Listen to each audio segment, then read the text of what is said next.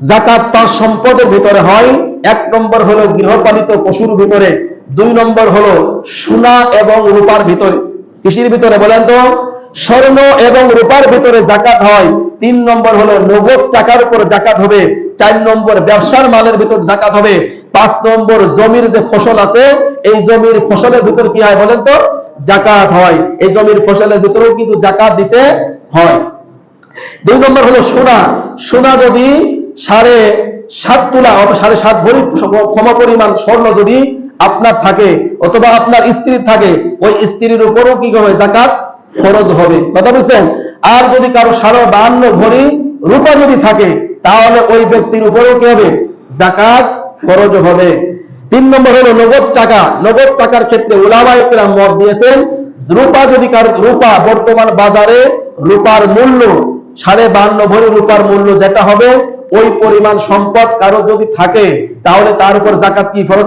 কত ফরজ? এবার 52.5 ভরি রূপার দাম কত টাকা আসে? স্বর্ণকার যারা, তাদের কাছে শুনে এইভাবে কি করতে হবে? আমাদের যাকাত আদায় করতে হবে।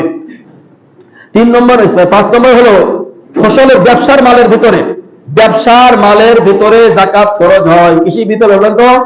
আপনি ব্যবসার উদ্দেশ্যে 10টা গরু কিনেছেন, কৃষির উদ্দেশ্যে, ব্যবসার উদ্দেশ্যে আপনার 10 লাখ টাকা খাটাচ্ছেন, গরু কেনা বেচা করেন, তাহলে ওই ব্যবসার টাকার ভিতরে আপনার কি আসবে?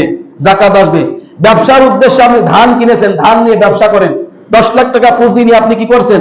ব্যবসা করতেছেন, ওই 10 লাখ টাকার পুঁজির ভিতরে কি হবে বলেন তো? যাকাত ফরজ হবে। কথা বলছেন? আপনি বাড়ি কেনা বেচা করে না, বাড়ি কিনেছেন, 5টা বাড়ি কিনেছেন, এই ব্যবসার উদ্দেশ্যে আপনি বাড়ি কিনেছেন, এই বাড়ির ভিতরেও কি আসবে বলেন তো? যাকাত আসবে। কিন্তু আপনি যদি থাকার জন্য বাড়ি কেনেন, তাহলে এই ক্ষেত্রে কি হবে না? কোটি টাকা খরচ করলে বাড়ির ভিতরে, ওর ভিতরে যাকাত আসে না। কথা বুঝছেন? কিন্তু ব্যবসার উদ্দেশ্যে যদি আপনি বাড়ি কেনেন, কিনা বেচা করেন, তাহলে কি আসবে? যাকাত আসবে। চাউল যদি আপনি ব্যবসার উদ্দেশ্যে করেন, গোডাউনে যদি চাল থাকে, ওই চালের উপর কি আসবে? যাকাত আসবে। অর্থাৎ যে কোনো ব্যবসার মালই হোক, ওই ব্যবসার মালের উপর কি আসে? যাকাত আসে। অনেকে আবার জমি কেনা বেচা করে, আসে না নাই? 1 কোটি টাকা দিয়ে জমি মনে করে কেনে আর বেচে, তাহলে ওই জমির উপরও কি আসবে বলেন তো? যাকাত আসবে। কিন্তু এমনি যদি জমি যদি আপনি ফসল খাওয়ার জন্য থাকে, 10 বিঘা 20 বিঘা থাকলেও সেই জমির উপর কি আসে না? যাকাত আসবে না। ওই জমির ফসলের উপর কি আসে?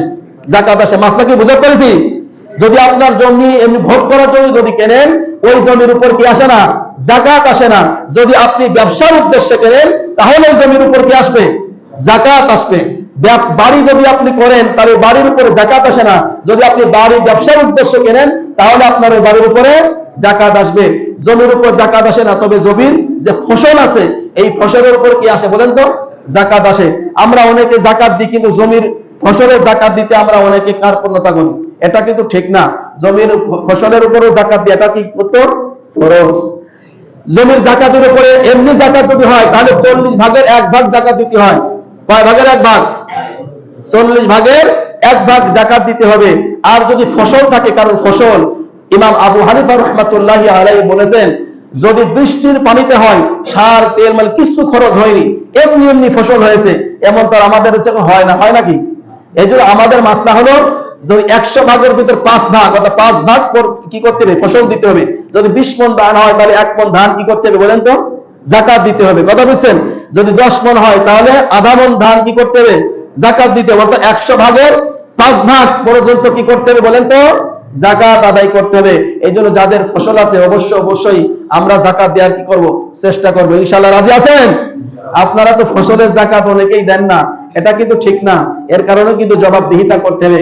কারণ আল্লাহ তাআলা দেখেন, ফসলের যাকাতের বিষয়ে আল্লাহ রাব্বুল আলামিন সূরাতুল বাকারার 267 নম্বর আয়াতের ভিতর আল্লাহ তাআলা বলতেছেন, ইয়া আইয়ুহাল্লাযীনা আমানু, হে ঈমানদারগণ, আনফিকু মিন তাইয়্যিবাত, তোমরা কি করো? আনফিকু, তোমরা খরচ করো, ব্যয় করো, মিন তাইয়্যিবাত, হালাল সম্পদ থেকে। কি সম্পদ থেকে বলেন তো? কথা বলেন, কোন সম্পদ থেকে ব্যয় করতে হবে? যাকাত দিতে হবে, সব কিছু খরচ করতে হবে, দান সদকা করতে হবে হালাল সম্পদ থেকে। মা কাসাবতুম, যা তুমি উপার্জন করেছো, অমিম্মা আখরাজনা লাকুম মিনাল আরদ, জমিন থেকে যা আসবে, ওর উপরেও কি করতে হবে বলেন তো? যাকাত আদায় করতে হবে। এই জন্য জমিনের ভিতরে আমরা যে ফসল ফলাই, এই ফসলের উপরে কি দিতে হয়? যাকাত দিতে হয়। যাই হোক, আল্লাহ রাব্বুল আলামিন আর অন্য এক আয়াতের ভিতরে সূরা আনআমের 141 নম্বর আয়াতের ভিতরে আল্লাহ তাআলা বলতেছেন, ওয়া আতু হাক্কাহু ইয়াওমা হাসাদি, যখন ফসল তোমরা কাটবা ওই ফসল কাটার সময় তোমরা ওই ফসলের হকগুলো কি করো? আদায় করো। তার মানে ফসল কাটার সময় কি করতে হয়? যাকাত আদায় করতে হয়, এটা নিয়ম।